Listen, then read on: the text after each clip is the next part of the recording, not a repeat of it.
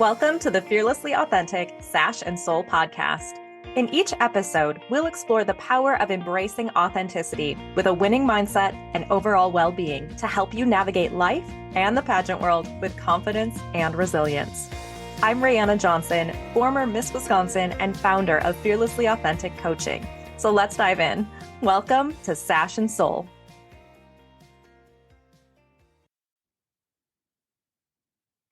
Hello, Sash and Soul fam. Welcome back. I am really excited. I've got 4 guests on the show today, and they are stunning. I'm like sitting over here, they're staring at me as I'm like doing this intro, like, oh my gosh, here we go. Really, really excited for them to share their stories with you, for you to get to know them and be really inspired by everything that they're doing in their lives and in their unique corners of the world. So today we have our reigning Universal Petite title holders. These women are incredible. They are redefining beauty standards and using their platforms to inspire others in really powerful ways. Thank you for being here. I know you're on your media tour this weekend in Florida, and it's been a long day already, but I'm so appreciative of you taking the time tonight to sit down and chat with me and share more about yourselves and more about Universal Petite and inspiring the listeners tonight. So welcome. I would love for you to each just give a quick introduction of yourself, and then we'll dive into what Universal Petite is. Yes. So, hi everyone. I am your current Teen Universal Petite 2024.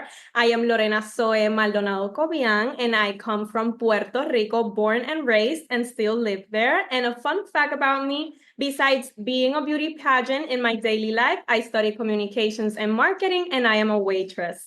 Hi everyone. My name is Catherine Gutierrez. I'm your current Miss Universal Petite 2024. And a little fun fact about me is that I'm currently a nursing student. So I'm ready to dive into that as well. Let's see, Rachel. Welcome back, Rachel. I'm back. Rachel was a guest on Sash and Soul before she won Mrs. Universal Petite. So I'm like super excited. We get to see you in both crowns. Yes, it's so exciting. Well, for those chiming in or listening new, my name is Rachel Betterly, and I am the reigning Mrs. Universal Petite. And a fun fact about me is that I am a Minnesota Teacher of the Year finalist, or I was in 2024. So that's a very fresh thing. And I hail from Minnesota. I am a visual arts teacher. Awesome. Welcome back. So happy to have you. Hi, I'm Dr. Shruti Hegde. I'm the reigning MS Universal Petite 2024, and I'm from India. A fun fact about me is I just finished my MD dermatology, and I'm the new dermatologist in town. Oh, congratulations. That is so exciting. All right. So one of you, if you could just give us an overview of what Universal Petite is. I mean, I'm familiar because I was a judge a couple of years ago. I was actually the judge when Rachel won. And so I'm familiar, but just, give us an overview for our listeners, especially those that may qualify for the program. So basically is an opportunity for teens, women that are married, that have kids, and that are petite, because petite women are empowered, and our height doesn't mean that we can't accomplish our goals. So this is a platform that us as petite women can show what we have and can show the world what we are in the inside. So I am very grateful to be in this platform because I feel very comfortable. And with these girls also here, that I love them. So I'm very grateful I am here with them on this platform. It is a really beautiful sisterhood. I can tell, like just scrolling through, seeing all the fun stuff that you guys have been doing already today and just throughout your reign already. And everyone needs to follow them on social media because this is a really, really cool group of women. And to have a sisterhood like that, that's so unique, to have this range of, different backgrounds, different ages, different walks of life, and all coming together in this like similar purpose of service and empowerment is really, really beautiful. Okay. So what are the requirements then? So for this pageant system, it's 5, 6 and under. And one of the things they really do look for and emphasize when you're a part of the program is the sisterhood component, it should be a space where petite women feel really empowered, and they also feel really motivated to work together with your community service platforms, initiatives, whatever you want to call it. It really is something that's meant to empower, but also to expand your network for petite women all over the world. Yeah. Wow. Incredible. I love that. I mean, this is one of the really fun parts for me as a coach and as a host for this podcast, being able to interview women that are holding titles in various different programs and the uniqueness that those programs bring to the table. And it's just really cool. So hopefully our listeners, some of their ears might be perking up if they qualify, to definitely look into Universal Petite, because it is a really beautiful, beautiful organization. And I can speak from experience, having been to the national competition here in the US. So very cool. All right, let's dive into getting to know you a little bit more. So we know that Universal Petite celebrates women being 5'6" and under. How has embracing your height influenced your self-confidence and your journey in pageantry? I also do modeling. And I think it's such an important thing to recognize your height does not define you. It actually empowers you, especially as a petite woman. I'm 5'4". And I think it's such an important thing to show that you could do anything you want. It doesn't matter your size, your ethnicity, your race, or your gender. You could just do whatever you can. And I think that's such an important thing the Universal Petites family does. We encourage each other, we embrace each other, and we're all strong women. And I think we all recognize that. And I think that's what is needed in society. And I think Universal Petite does a great job for that. I will always say that maybe society puts limits in how we look, but it's not in how we look. It's our interior, how we project ourselves to the world, and what we are working with our platforms, and the message we want to give to other women and the women we want to empower. So it's not just the physical, how we look. It's not the physical appearance. It's a lot of other things. We embrace each other. I also think that we know how to take up space in a room, even though we don't have that space from a height perspective. You have to make the space, I think, especially. And you do that with your personality and your impact. Exactly. Yes. It's about we are inside than what we look outside to the world. What would you say was I call it a mindset glitch. What would you say is a mindset glitch that you maybe had to overcome to get to this space of feeling empowered to take up space, even as a petite woman? Yeah, I feel like for me, I know I had to learn how to be more empowered with my height, because for so long I felt that I did have to wear the really, really tall heels in order to feel like I could compete. But in reality, that was making me more insecure with who I was. And so what I needed to find was really accepting all of who I am, but also being honest with myself that this is my height. And there's no point in kind of hiding it, right? And so what Universal Petite does is it embraces that, and it allows you to feel empowered in other ways. Yeah, as Rachel said about the height, there is still people that tell me that I can't do this because I am 5'2".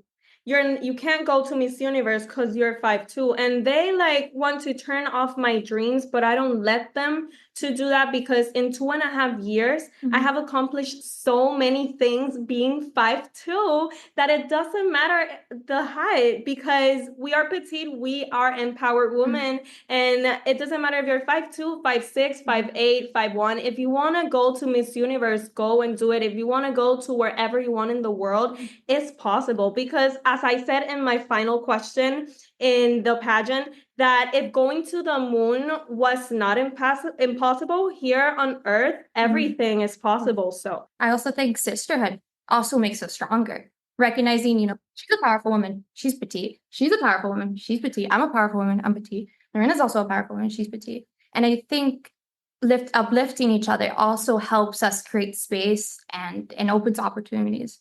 All of us. Yeah, the glitch is just getting past your own mind telling you can't do that because XYZ said you can't. Course. That's the glitch, Rihanna.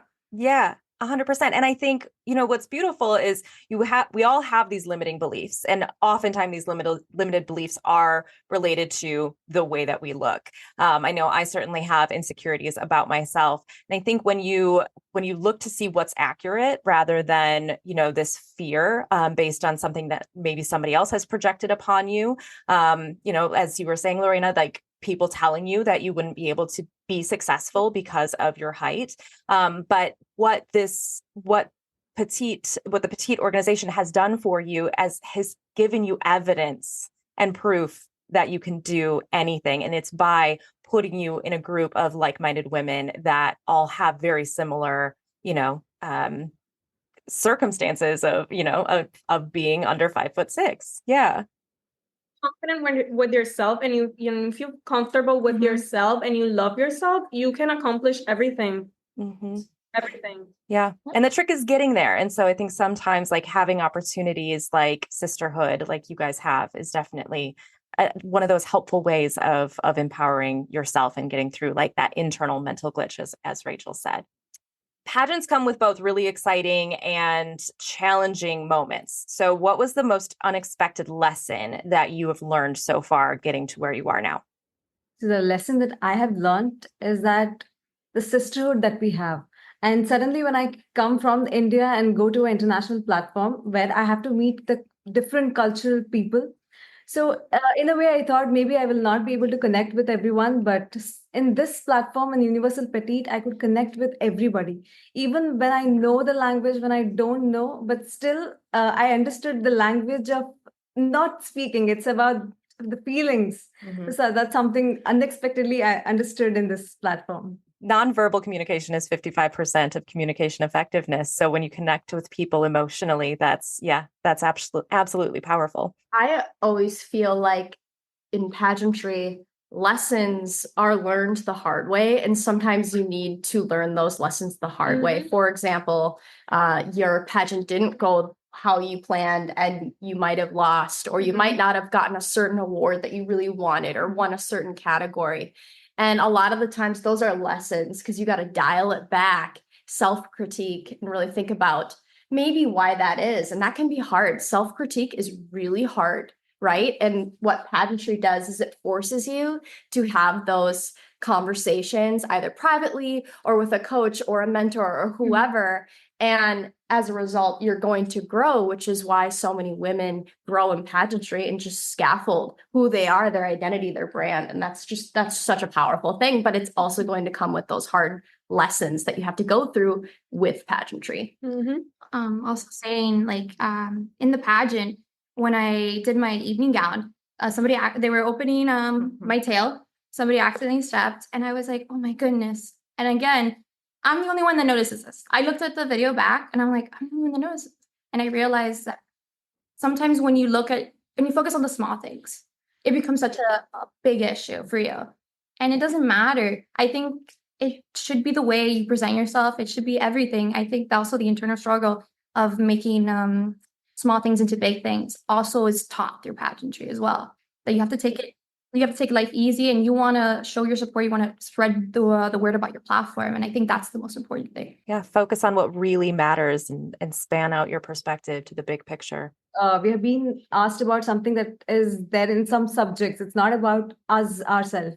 So suddenly when we come to pageantry, it's all about us. So the questions when they ask, that's when we start thinking, okay, these are the questions we never thought in our life. And this is where we actually understand ourselves, who we are.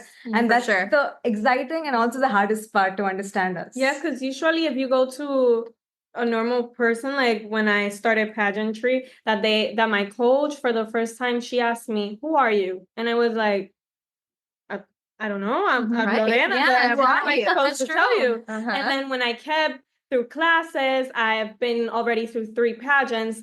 You ask me who is Lorena, and I can tell you who is Lorena. But 2 years and a half ago, I didn't know who Lorena was. I was me, and that's all I knew.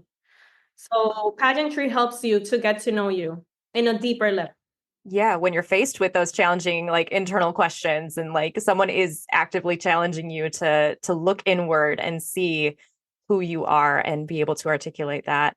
That is definitely I would argue one of the toughest questions when it comes to like prep for interview or being asked that in interview, because there's so much, but then also how do you deep dive that into a solid little response?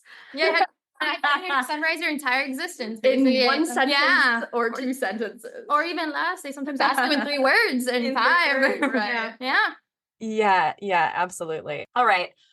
Fearlessly Authentic is the name of my coaching program. It stemmed from when I was competing for Miss Wisconsin in 2014. My sister sent me a card on the final night of competition. And at the bottom of it, it was the anonymous quote, "Be fearlessly authentic." And I like lost it, started crying, because it was just such a powerful reminder to me of like why I was there and what I wanted to present as Miss Wisconsin throughout my year. And so it became a theme for me. And then, 5, 6 years later, when I finally launched my coaching program, it just made perfect sense, because that's what I want to instill in my clients as well. So in a world where, as you know, perfection is often emphasized, especially in beauty pageants, how do you stay fearlessly authentic and true to yourself? Yeah, I know for me, it is about my creative expression. So for me, authenticity and feeling most connected to myself is when I feel like I am being really creative with the process of pageantry. I like to see competing as a form of art. And when I have that lens, I'm like, who am I as the artist? What is the canvas that I am manifesting here on this stage? What am I performing? And how does that relate to who I am? And I'm like, well, there's other artists on the stage and they are presenting their canvas to the world. And it's not that one's better than the other. It's just that's their representation. That is what their creativity is putting out there. And it's like, it's good to be different. And so in pageantry, I feel like we get the mold where we feel that we have to copy to be XYZ or be like this type of winner, which, in some respects, understanding how things are is a form of history, it's how we learn. But at the same time, we have to keep that individuality. And I always ask myself, am I losing sight of who I am, who Rachel is? And if I keep to that, I feel like I stay fearlessly authentic. When I started pageantry, when these questions were asked to me, I have understood who I am. The more I understand, the authenticity comes by itself. And whenever I go somewhere, I don't try to copy person. I just take something essence of it, but then I put my own thought to it, or it's like my authenticity comes outside. So the pageantry helped me to be authentic, and yes, that's how it's there inside, and it just keeps coming out. It's amazing. In school, I feel like I was always the weird kid. I felt out of place and all that stuff. And I think it came from the inside. I love who I am now. I think I'm amazing. And I think realizing that you're not just the weird kid or you don't have friends or anything doesn't necessarily mean you're the problem. It might be just an issue with other people. And I think being authentic to yourself is realizing we all have quirks. We all have issues. No human is perfect. I think it's important realizing since you're not perfect yourself either, you continue to strive for better. You continue to strive for knowledge. You continue to strive to see the world in a beautiful lens. It's being comfortable with yourself and knowing that you are not the one that is doing a bad thing, So it's just being confident and comfortable with yourself, and the authenticity, Authenticity. yeah. Maybe not That word's hard for me to pronounce. I'm sorry. That's okay. actually. Yeah. Well, then Yeah. it's going to be in your life present. Oh, well said, all of you. I love that, because that's absolutely true. The better that you know yourself, the more that you can be real and showcase the depth of who you are. And that is truly what being authentic is, and doing it without any kind of apologies at all, for sure. Before we move on to talking to each of you individually, I have one more question. And I think it's a perfect way to wrap up kind of the overall conversation we've been having. But for anyone who is afraid to take up space because maybe they don't, really know who they are, they have these mindset glitches of, feeling like they're not good enough or don't look the part, whether that's in pageantry or in life, what advice would you give them? For me, I personally think don't have a fear of taking up space. You're a human. You should take up space, no matter where you're from or no matter what background. You're diverse. This world is so diverse. So in order to take up space, you don't have to fit the mode, but you can make your own space for it. And besides taking it up, you can actually make it yourself. And platforms like yours, platforms like Universal Petite, make that space and allow others to share their story. Just shine being yourself. Don't fake someone you are not to fit in a place. Just be yourself and you will fit in the place you need to be. So I would say get out of your comfort zone every single day. The more you challenge, the more you understand yourself, the more confidence you will have from within. And that's how you will outshine and you will have your own space. My advice is it's okay to do it scared, because that is going to be how you grow and how you evolve and learn more about yourself. And at times, let's admit, pageantry can be a little bit scary, especially if you're very, very new to it.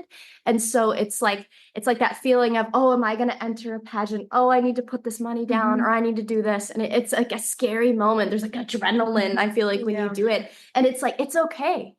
It is okay to have that. And just know eventually you're going to get more and more comfortable. And then it becomes exciting. And then it becomes something that's thrilling. Yeah. And then you're like, oh, I can do this. And you feel like you can kind of, like, you're okay with if someone says no, and you accept that and you move on, or you find other opportunities. You just get more and more comfortable with yourself. And so just do it scared.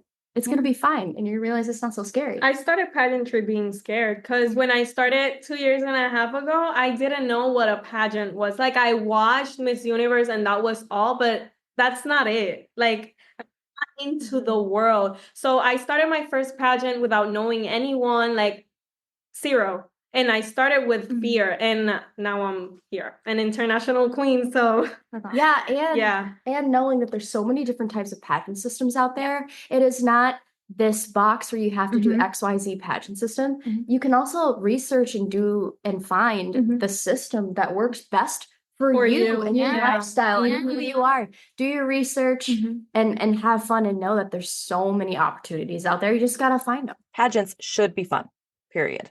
And if they feel like a chore, if it feels like something that is just like dragging you along, like, yeah, absolutely should be fun. And if you're not having fun, we got to reassess and figure out where to go from here. For me, it's like a hobby. I enjoy doing pageants. It's a hobby. It's a hobby, but it can be a very empowering hobby. Not just yourself, but the people around you. And you can really make a difference. But at the end of the day, you really should be enjoying it. You become an example for other women. I just keep on saying, I love us. Like, that's my theme all weekend. That is her quote. I love us. Yeah. You need to get like one of those frames that says "I love us" with just like all of you. Just for each of you. Just our faces, nothing else. Yep. I love us. It's great. All right, let's dive into each of you individually. I want to get to know more about each of your beautiful hearts and souls for service. And so I'm going to start with Lorena. So we know that you are passionate about inspiring young people. So what is one message that you wish every young girl could hear? So as I said before, that if going to the moon was not impossible here in Earth, anything is impossible. And I passed through bullying because of what I want in life, because of my dreams. And I will say to that girl that is watching me that don't be afraid of what your dream is, because if you know that it's something good for you, if you know that you're passionate about that, and if you know that it's going to do good for you and you're going to be good, your mental and emotional health are going to be stable, do it. And don't forget about what other people will say to you, because you will always have people that will tell you good things and bad things. So turn those bad things to good things, and the good things, take them. And just be you, prepare yourself for what life has, because you're accomplishing your goals is hard. It's very hard, but with discipline and with passion, you can do it. You will have a lot of steps to go. You will fall, but you keep climbing them and you will get to them. So I will say, I think so often we know, like, there's this thing, this fear of failure is very, very real, but oftentimes I think we forget that there's also a fear of success, right? And I think that's what you're talking about, is like, we have these big goals, but then too afraid to actually reach for them and go for them.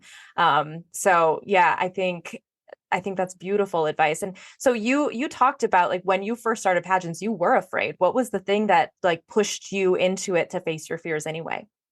I was like, I want to do this. I want to try this. I really want to know if I really like this. So I'm going to do it. I was a girl that didn't like to take pictures, didn't like to talk. So my mom was like, "Are you sure you want to do this? Because pageants is a lot of pictures. You need to talk a lot." And I was like, I'm gonna try it. So she was like, "Okay, let's go to the end of the world if you want." So I went to the end of the world and I pushed myself and I took classes, diction classes. I prepared myself and I lost that fear of talking in public. Mhm. And I will forever be grateful that I took that decision because in pageants, I learned what I really want to be in life. And I'm studying communications because I want to be in the TV in the future. So, yes. Yeah, amazing. Combating your fear of public speaking, and now you're going to be on TV someday. Like, 2 years and a half ago, I wouldn't imagine I was going to be saying that I wanted to be in the TV because I was a girl that didn't like to talk with anyone, like literally with anyone. don't they say public speaking is like the number one fear, even above spiders or something? I think. Yeah. Yeah, I've heard Yeah. something like that. Yeah. Lorena, you're really big on community service. What has been a defining moment for you in your volunteer work? So in December 24, 2024, I went to a house where there were two sisters. One was like, I think like 13, the other one like was like 7. And I brought to them toys, clothing, decorations for her room, for her bed. And they saw me and they hugged me and they told me like, "Oh my God, thank you. Why are you doing this? Why do you do this? Why did you came here?" And I was just like, I'm just here because something told me, go there, go to that family and give them all the things that you bought to them, give them to them. And they were very happy. She started crying and I was like, okay, I'm gonna start crying because I'm always crying. I did a video very beautiful. It's posted in my Instagram about the two girls and the day I had with them. And for me, that will always be a very important thing in my life and in my heart because I impacted a life of two girls in a very positive way, and they will never forget about me, and I will never forget about them. And what a beautiful thing too for them to always keep with them, and then probably in ways that you will never know, pay that forward someday because of your act of kindness. That's beautiful. All right. So as we were talking about public speaking, that this has become a skill that you've developed through pageantry. Um, what is one of your favorite opportunities that you've had to speak publicly? When I won, when I won the international in Puerto Rico, my national director took me to the TV a channel early in the morning, and they did an interview to me about how was the pageant, how did I felt that I won an international pageant representing Puerto Rico, and that was like one of my first experiences, like being actually in a studio with all the professionals that I want to become, professionals that I admire. So for me, that was a very important public speaking moment for me. And I had my family watching me in my house, and they were like sending me videos like, "Oh my God, you're in the TV. Like you are in the TV. Like I'm watching you." So that was very, very funny and important. What an incredible defining moment for you that just really shifted things And in for me, such an immense way. the most meaningful part was when I finished and I got out of the studio. My family is sending me all the videos. Like, "You are in the TV." Like, my sister was like, "Okay, my sister is actually in the TV, okay?" And I'm like, "Yeah." I love that. Love that. Other than communication and your degree and going into TV, what is another big goal that you're going towards that you want to achieve after this title? Well, I will love to have a business in Puerto Rico with my dad. He cooks and he has always, since I am little, he has always said that he's going to have his first restaurant with me. So I want to accomplish that goal of him and I want to open that restaurant with him. And he also has like, I don't know if you know what chimichurri is. It's like a sauce that you put in meat, bread. So he makes that and he sells it. And I want it to be like from a local thing to be something international. So I am currently working in that with my dad because I really want to accomplish that goal of him and I want to be there for him. So for me, that is a goal I want to accomplish because he has always been in my life. Along with my mom helping me and everything, and they're like, do you want to do this? Okay, we will go to the end of the world. I don't know why I would ever be surprised to know that like your idea of like big dreams have to do with helping other people achieve their dreams. Like I've known you for a half hour now and it just makes perfect sense to me. My parents have done everything. Like they are always there for me. So I get emotional because I love them a lot. And without them, like I wouldn't be the woman I am currently. So I love them a lot. So yeah. We love you. We love you too. You're kind of great. You can see why she's always trying. So I know that my parents will see this. So mom and dad, like I love you a lot and you have gone with me to the end of the world. So I want to go with them to the end of the world also. Yeah. So And yes. make all of us cry. Oh my gosh. Yeah. Well, congratulations to you. I am so excited to see where your goals and dreams take you. It's going to be a really exciting ride. This is the start. This is absolutely just the start for you. Shruti, I'm like reading your bio. Like, is there anything this woman has not done? You are insanely amazing. And you have like this really unique blend of medicine. You've got dance, you've got philanthropy. How in the world do you manage it all? This is the most often asked question to me. But what I've learned from my own journey is that when you have a purity in mind and that 100% effort, that when there's brain and when you combine heart, you don't have to find time. The time itself will find you. And that's how I've been living my life, doing everything in this world. I'm going to take that with me because I've got a lot of stuff on my plate right now. And I think that's my biggest concern. It's like, I don't have enough time to get all this done. I need help. But I think as long as you are following the joy, then everything else will fall into place. Yeah. As a dancer, you have performed over 1,000 times.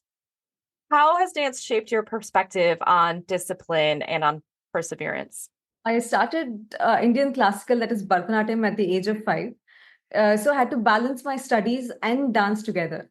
And sometimes you have to go perform somewhere, and the practice that we do before, and along with that, if there is exams, I had to study for that as well.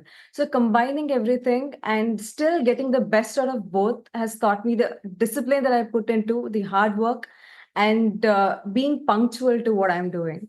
So this is something I've learned from through dance, and I've been applying this to every field that I do. Being punctual, being disciplined, and the effort that I put in, that's what has led me so far in all the elements that I embody right now. All right. One of the initiatives that you have is Shrama. Is that how you say it? Which focuses on health initiatives. What have you been able to accomplish with that so far? The story behind starting Shrama, there are 2 reasons before that. So first reason is I was diagnosed to have uterine and ovarian tumors in 2018.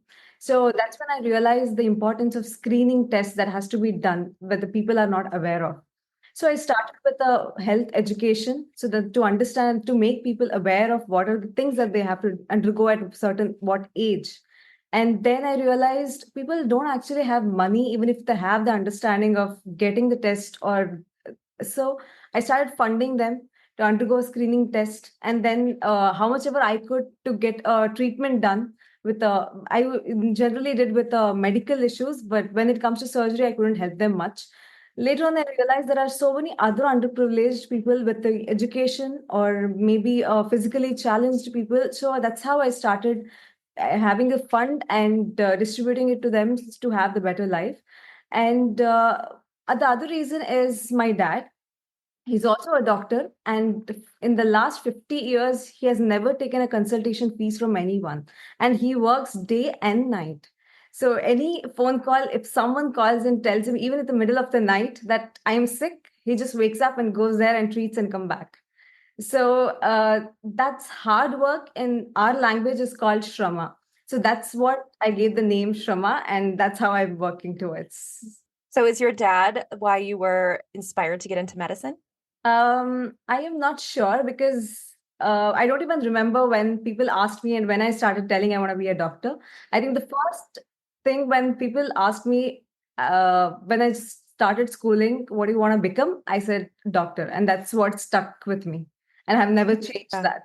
So it seems like it's just very much a part of your personality to help other people and heal and influence people in that way to help themselves too. That's very, very powerful. Finally, I know we've talked about this a little bit, but for you in particular, what is one stereotype about petite women that you really want to help break? I always wanted to try pageantry, but then when I had the knowledge of getting into it, I realized that I am nowhere in the world of competing because I'm 5'2" and I couldn't get into any pageantry. Then I thought maybe my dream is crushed there. It just stays a dream.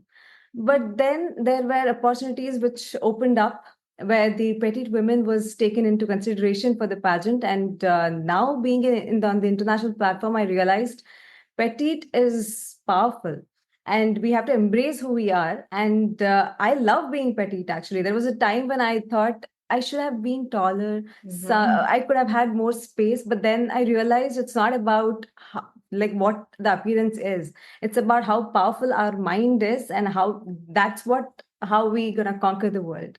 So all the petite women out there, don't even think that you're petite or anything else. You're just powerful. You're powerful as every individual in this world is. So conquer yourself, then you can conquer everything in this world. Do you think that the stereotypes are more coming from external perspectives or from like your own internal like insecurities and thoughts about it, or both?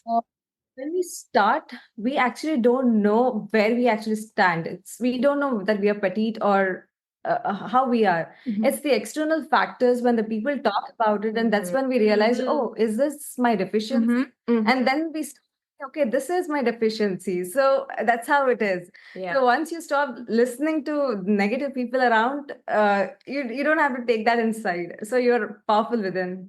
Amazing. Well, you have so much to offer, and I'm really excited for you as you embark upon your career now, and excited to see everything else that you accomplish with Shrama, and excited to follow your journey too. So thank you so much for sharing. Miss Rachel, we're coming to you next. Ooh, okay. In the hot seat. You use art to help children heal. You do this as an educator. You do this as part of your platform and service work. Can you share a moment when you saw that impact firsthand? Oh, wow. There's been several, one being just my daily awareness of what I see as a teacher and the emotion that students have through their art and their willingness to just take that step to be vulnerable through their art. And when I read artist statements from students, it's so heartfelt, and that's what keeps me staying in the realm of education, and knowing that I've had students where they share how art has helped save them. And that's really intense as a teacher. Yeah. So that's why I stayed. I do what I do. I don't think I'd get emotional, but my emotional is contagious, so it's been a long day for us. Yeah. But I just think that art is it's a powerful thing, and I know it works because of my own trauma that I've had as a child. And so it's just such a healing thing, and I'm just so happy to be able to share it with everybody and have people willing to listen and to help. All these women have been helping me with my Sketchbooks for Kids campaign, and it's just been such a beautiful thing to see it blossom. So part of the work that you've done has been raising money for food banks. You've raised over $25,000 for food banks, which is incredible. What drives your passion for, I mean, you do this through art, through the pottery work that you do as part of your platform, but what drives your motivation to support food banks specifically?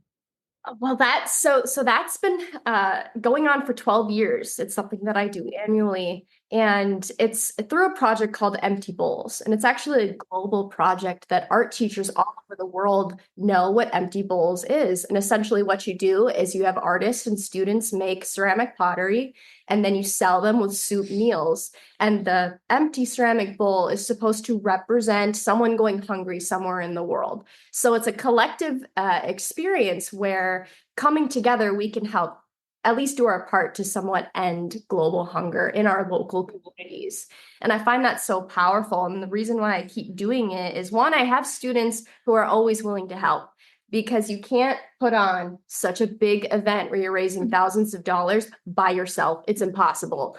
And so for me, we all have our things that we do. And whether that's through my volunteers that make the soups, my students who make the bowls, and then running it, it's like a well-oiled machine right now. And I know that the community is very invested in it, and they know what Empty Bowls is, where I'm from. And so because of that, it's a continuous thing where they continue to come back. They continue to support it. So as long as the community continues to come back to support that, I can't see that going away. And it's like when we're all working together, it's just like with the Sisterhood, it's just like Universal Petite. Like, you really need to have that collaboration to be able to feel empowered. And when you feel empowered, you're going to feel motivated to want to keep doing it year end and year out. What is a misconception about art as therapy that you wish people understood?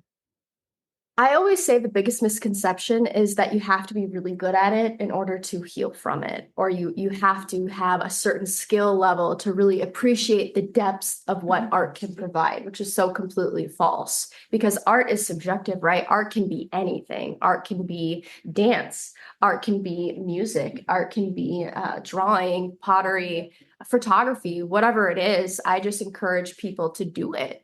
And so the biggest misconception is, oh, I'm not artsy, so I'm not going to benefit from that. And it's like, well, let's back up here. Our whole world is art. Our whole essence of humanity is rooted in the arts and expression, whether that's culturally, whether that's personally. And so I always say that's not an excuse. Mm-hmm. So true.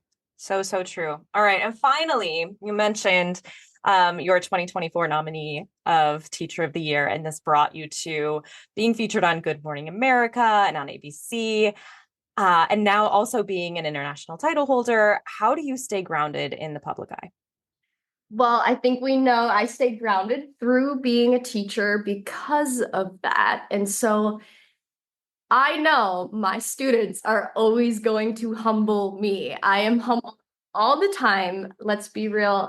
Being a teacher is not always the easiest thing to do. And I kind of joke that it's my polar opposite self, because I'm going to school with dingy pants that have pottery stains on them, and I'm working at the wheel with no makeup on. And so it's funny, because if my students do see me in this light, it's like a yin and a yang, but I always want to encourage that you can do all the things. You can be all the things. You don't have to be just this one type of person. And I think it's through that where I stay grounded, in the sense of, well, today I'm just going to be that teacher that's hanging out at the pottery wheel, and they're keeping me grounded through that. And I think if you have that and you look through that perspective of, well, I don't have to be this today. I can just hang out and I can just chill. And I think that's such a humbling thing, to be able to recognize all the hats that we wear in our lives. Like, for example, I'm also a mom. I'm also a wife. I also have really amazing sister queens sitting next to me right now. I'm also talking to you, Rihanna. And it's like, when you recognize all of those things and know that they're all different, but they're all special in their own way, I think that just gives you the humility that you need. Like diving in and leaning into the different hats that we wear is grounding. Absolutely. Yeah. Well said. Well said. Yeah. Well, thank you. It's good to have you on again. All right. And then last but not least, we have Catherine. Hello. And I actually, like, you were going to go before Rachel. Okay. On my list, I saw Rachel look at you, because I know that you had kind of the outline, and I was like, oh, wait. Oh, shoot. Oh, well, here we are. All right. So, Catherine, You went from modeling at 15 to now being a title holder to being a nursing student. What has been the biggest shift in your personal mindset along the way? Let me tell you, when I was 15, I was a whole completely different person. I feel like I was kind of reborn in a way. Um, I was in a really dark, deep place in my life, and modeling allowed me to be able to shine. Um, and I think it's such an important thing. You know, modeling, you're going to hear a lot of no's, and you're going to get a lot of things from it. Modeling led me to pageantry. I had a mentor. She was my national director. I forgot to mention, I'm sorry. I represent Cuba. I live in Miami currently. I think it's such an important thing that pageantry does build self-confidence. Pageantry allows you to be pushed into places you never thought you were going to be. And I think the beauty of pageantry, it allowed me to be confident in myself, to realize I respect your job, Rachel. I really do. I think it, but I looked back and I go, what do I really, I reflected, I think, a little after the pageant. I was like, what do I really want to do with my life? Where is education what I really want to do? And I had to take like a month to sit back and go, hey, I can either go and be a teacher. I would love to do it. I was thinking about being a special ed teacher, special education teacher. Or do I want to go into nursing, which is also helping people, also saving lives and being the first responder when somebody gets to the hospital, basically. You're the person that documents them. You're the person that makes sure they're okay. It's an important healthcare professional that is in dire need of more as well. I think I manage it because I want to, because I thrive sometimes in chaos. And I think life is going to be really chaotic, unfortunately. And there's going to be places sometimes you're going to go, oh, no, no, no. And you're not to power through it. And ever since I was 15, I learned through that. I was 15, really dark place. I'm now 24 in a really good place. And it's so fulfilling now that I'm able to shine and make my dreams come true. Yeah. Oh, I have nothing to say to that. That was so beautifully said. Thank you. I know that you are passionate about education advocacy, which I think is maybe where you're pouring in this heart to help others as far as education goes as you're going into nursing instead. But what sparked this mission for you?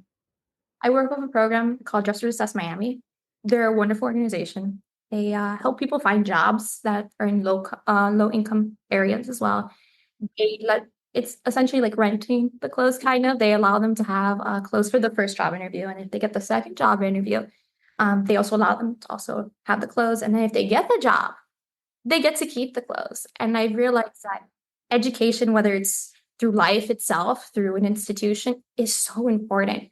And especially nowadays, you need so much knowledge, what's going around the world. And I think that's an important thing, being educated on facts, knowing stuff, knowing statistics, because knowledge is power and knowledge can't be really taken away from somebody. 150%. Yes, I completely agree. So shifting back to modeling, you walked in New York Fashion Week. Cool. I've always wondered like how that happens. How do you get to that? And Miami Swim Week.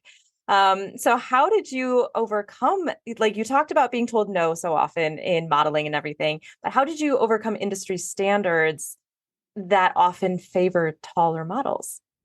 I think it's important to realize all the no's you're going to get through life are learning lessons, but all the yeses are the most impactful. I think recognizing not just the height, but the person itself, what you're looking for as well. These are all beautiful women. I don't think they should be discriminated on their height. And they have all beautiful bodies. So to walk in Miami Fashion Week, to walk in New York, I think it's such an important thing. You'll find your people, you find your tribe through yeses. And I think I found my people, my tribe through those yeses. And I was able to walk in New York and I was able to walk in Miami. And I think that's such a valuable lesson in life. Yes is amazing, and a no is also amazing as well. But no leads you to the yeses. Okay, I'm so excited to listen back to this conversation so that I can write down some of these quotes that you women are sharing, because I'm like, what? Like, where's my pen? There have been so many beautiful little clips that I'm like, I want to just remember that forever. Oh my gosh. All right. So speaking of industry and the way that the world views beauty, what would be one thing that you would want to change about how society views beauty? I think beauty is a social construct. I think beauty, people say, oh, there's beauty within, there's beauty without, like the physical. I think there's beauty in this. Like, I think the word of the day that I think that we've all said like once or twice is sisterhood. Mhm. And beauty is within the relationships we make. And relationships are so important to grow as a person and be a stronger person. And there's also beauty in nature to be by yourself and look and see all around you. You only live once and you have to make it as beautiful as possible. Beauty isn't just, again, within and without. It's all around us. I think that's what beauty is. And I wish people saw it that way. Oh my gosh, you guys, I could talk to you for hours. And as I say that, you're probably like, no, we're so tired. So let's dive into just some really fun rapid fire questions as we wrap up this conversation. I wish we had a buzzer because you're all like, oh, I'm ready for this. I'm ready. If you could swap lives with another title holder for a day, who would it be and why? Okay. Trudy? Why? One, her culture is so supportive of the title. It's like, man, you would have thought she was God when she came home. Yes. I mean, she kind of is. But her world is so immersive, and like you said, she does all the things. So I would, yeah, in a heartbeat for a day. I love it. Okay. What is the weirdest or funniest pageant moment you've ever had? Oh, okay. I mean, this is kind of weird. Do it. We love it. Okay, so at nationals, when I competed for my title for Cuba, I had it was so weird and so embarrassing, but I'll tell it anyways. I mean, it's on the world now. I already said all that. So I had like this girl, I had to help her with her dress, and I had to like, it's so weird. I had to hold her underwear to make sure it didn't go down the dress. And I was like, oh, this is a little tip for comfort, but this is sisterhood. So Sometimes you have to do a lot more. I have a weird one. Yeah. One of the weirdest things I had to do, funny, in a local Miss America competition, we got ready in tents because the pageant was outside on an outdoor stage. So wild. Wild, right? Wait, where in Minnesota was this? I'm in Wisconsin, so I need to know. Duluth? Duluth. Yeah, and it was only a 1-year pageant, one and done. Can you see why? Yes. This is like an inside thing we don't know about at all. Yeah, I have one that I never thought I was going to be saying publicly. I don't know if I'm going to regret this, but I'm just gonna say it like slightly. So in my competition at the cruise, my makeup artist was helping me change my swimsuit to my dress. And when I was doing that, you know, the rush, like I need to go and do my gown runway. Well, when I took my swimsuit off, I put my underwear to put my dress. I put my underwear like the other way. I don't know. Oh, you went backwards. It was backwards. I love that. So that's like slightly. You don't need to know anything else. So funny. All right. So there's more to the story, but all the time. oh my gosh. Two stories about underwear. That's the funniest thing. I don't think I've ever heard. Yeah, so- We're back. Like trying to imagine, and how uncomfortable that would be. All right, next. What song hypes you up before a competition or in general? Okay, so I can answer. Okay, so my favorite artist is from Puerto Rico. He's called Raúl Alejandro. And I was very nervous, obviously, the day of the international. And when we are ready to do our gown walk, the song that we are going to walk is from Raúl Alejandro. So I was like, oh my God. So my nerves just went that I was not nervous. And I did that walk like very, very like in my world, because that's my favorite artist. And when I'm stressed or something, I put his music and I'm okay. So hearing him in our final was like, oh my gosh, the world, it's like in my favorite. Yes, it's meant to be. Yes. So yeah. You're gonna think this is I love those You're gonna think moments. this is funny, but one song is such a good hype song. So the movie Fast and the Furious, Wiz Khalifa, when he goes, one shot, da da da da da da da, we own it. Like, listen to that song and you will be hyped Okay. for your pageant. Promise you. I like the song I'm Unstoppable. So every time I have to go on stage, irrespective of what I'm going on stage to, I listen to that song and I come out of it. Oh, that's wholesome. I love that. I have like a weird one. I love EDM music. So like sometimes I'll listen, because you said Fast and the Furious. Yes. I sometimes listen to Tokyo Drift just on repeat. Because it's just something that always gets stuck in my head, and I'm like, I love this song. It's so high energy. It builds me up. Those are great. I should put those in the show description so people Lots of diversity with our responses. Yeah, literally, we have a little bit of everything here. Yeah, of every genre. that's what makes us That's what awesome. makes us.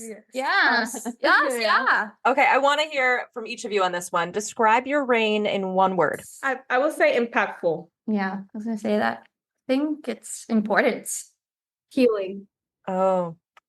Unimaginable. You Mm. wouldn't have thought this is how it would be, but this is how it is. Oh my gosh. I have to end on that one. I had one more, but that was really powerful. So That was my Yeah, favorite. that one was good. that was really cool. So just wrapping up here, let's see. For young women listening to all of you, and they dream of competing, but maybe they have, their own inner limiting beliefs for any reason, what's the best piece of advice that you can give them?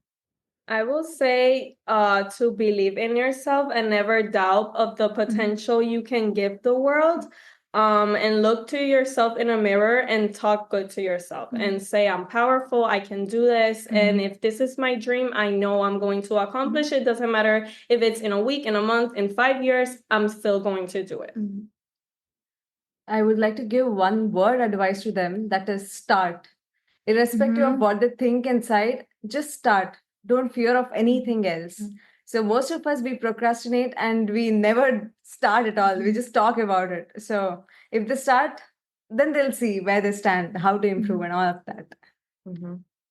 Yeah, I agree. I would also add lean into your creativity and what makes you you, because that personal expression and that authenticity is going to be what helps you really set yourself apart and start seeing results, especially in pageantry.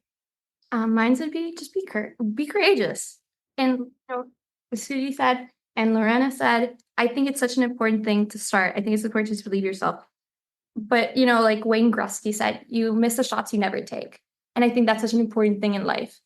You're going to be afraid, and that's okay. Life is altering, changing all the time. I think change is a positive thing.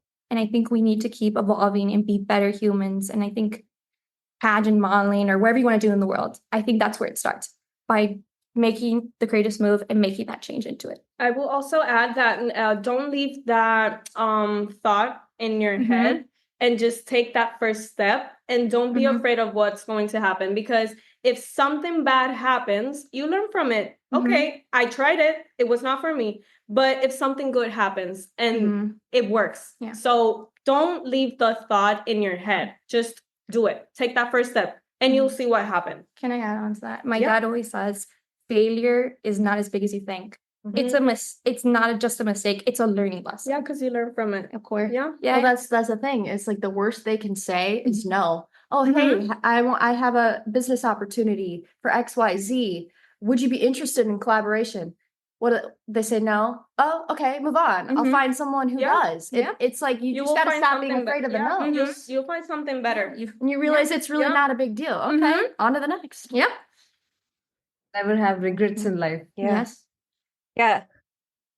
Getting comfortable in being afraid and doing it anyway, getting comfortable with being told no and moving on and not taking it personally and attaching it to your own self-worth. Yeah. Oh my gosh, you guys, my cheeks hurt from smiling. This was so much fun. Thank you so much for joining me and for all of your just beautiful, deep insights about yourselves and what you've learned. And you are, every single one of you, so inspiring. Like, I'm sitting here inspired, like ready to go tell my husband all about this conversation and listen back to it so that I can like pull out notes from the things that we talked about. Yeah, I want to hear us. Yes. Yeah. Well, I think you should listen to it, because like you will hear then from the outside perspective, like just how amazing you guys are all together in your sisterhood and how powerful that is. So yeah, I would definitely think you should. All right, I'm gonna put all of your like tags, your Instagram handles and everything in the description so people can follow you and learn more about the Universal Petite organization. And I definitely encourage anyone to do that, because I think you guys are an amazing representative of everything that this organization stands for and everything that pageantry should be. So thank you all so much. Thank you, Hazel, for making this happen. Appreciate you. All right, Sash and Soul listeners, I will chat with you next week. Until then, be well. Bye.